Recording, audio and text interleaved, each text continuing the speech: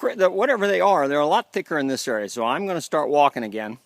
And you'll hear what sounds like rain, but it isn't. It's probably, oh God, there must be probably 300 of these things on the ground. And when you're on the dry leaves, you hear them the most.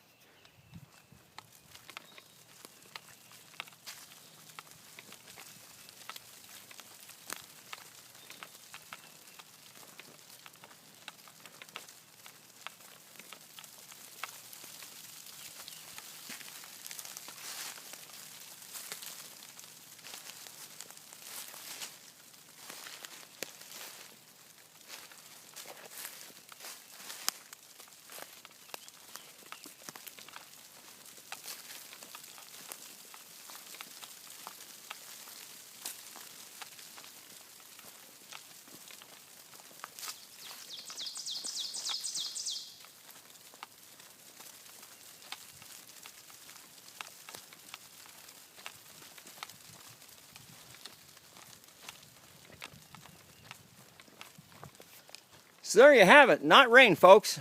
Hundreds and hundreds of little insects. See you at the base of the trail. Bye.